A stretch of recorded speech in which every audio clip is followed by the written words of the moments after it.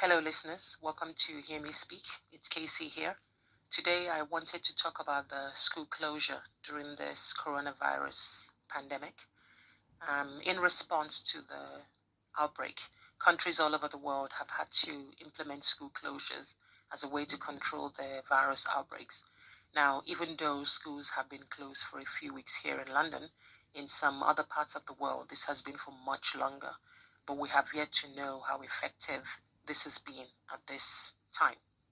Schools are closed, but at the same time, they are open, but only to key worker children and those with educational healthcare plans, and obviously the most vulnerable children. Educators, myself included, we are also wondering when schools will reopen. How will social distancing work when we return back to school? Because in a classroom of 30 children, what would spacing look like, if at all? As within the average classroom, once fully occupied by all the students and then the adults, you barely have enough room to swing a cat.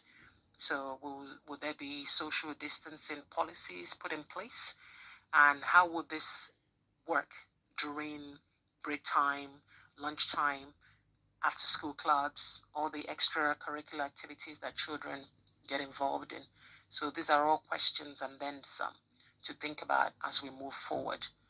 The one of the things we will, as educators, agree on is that prolonged school closure tends to have negative impact on the most vulnerable students, and that there are some children who have fewer opportunities to learn at home.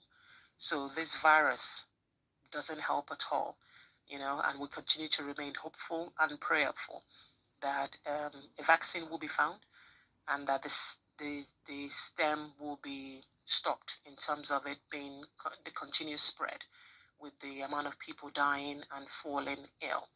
But in the meantime, as educators all over the country, all we can do right now is continue to provide distant online learning to our students.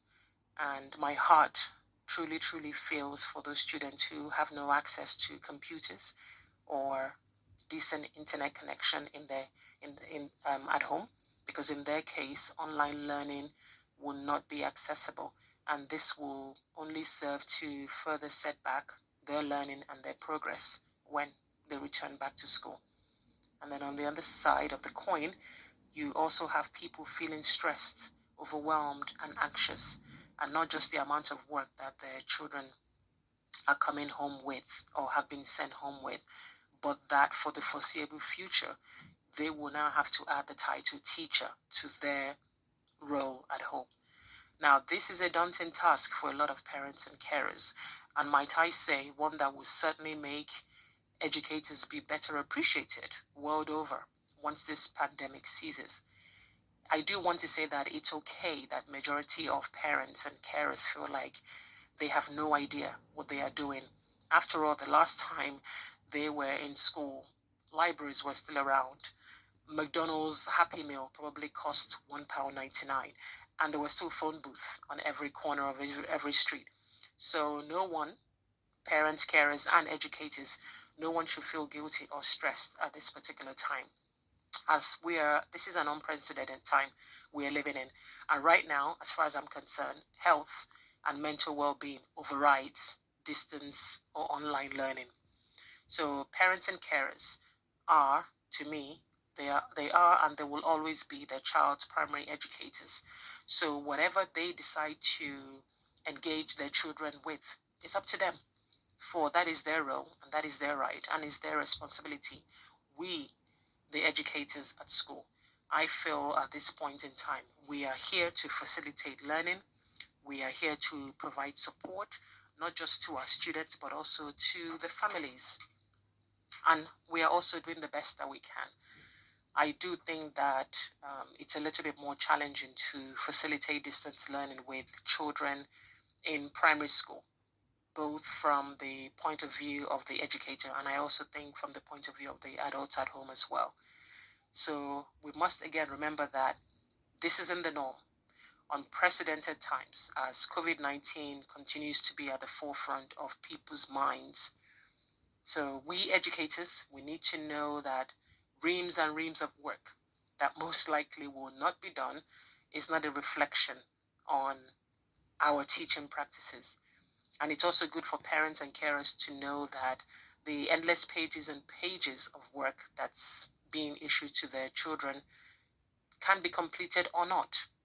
It's by no means a reflection on their abilities as parents or proof of how they feel about their children. So no one should feel guilty or anxious about online learning, about distance learning, about home learning. Not the students, not the parents, not the educators, no one. We are all winging this, and it's okay. Everything that is happening now with regards to the pandemic is beyond anybody's control. Children may more likely fall behind when school resumes. It is what it is. Children may not learn as teachers would like them to. Such is life. The amount of work completed may not equal the amount of work that's been set. Again, no one has any control over what's happening. No one has any say over how parents want their children to learn at home. It is what it is. We just have to take it one day at a time.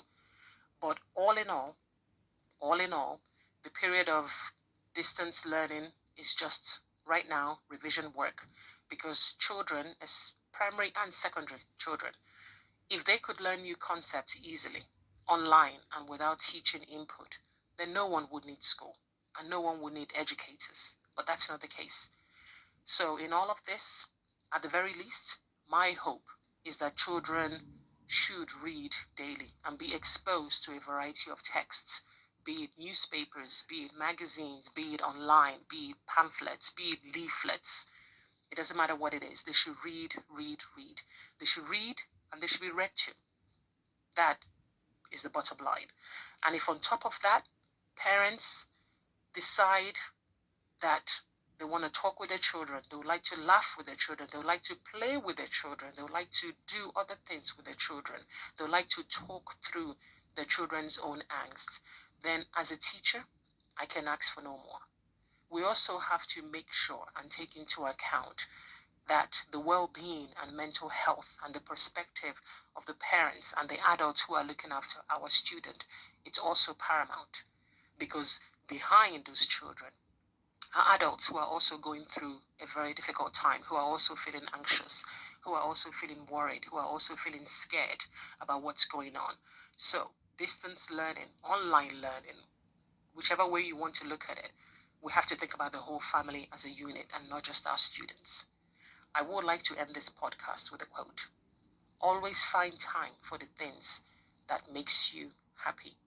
And listeners, please know that a day without laughter is a day wasted, especially in this current climate. Thanks for listening. Do share this video and subscribe to my channel. Give it a thumbs up if you will. Take care.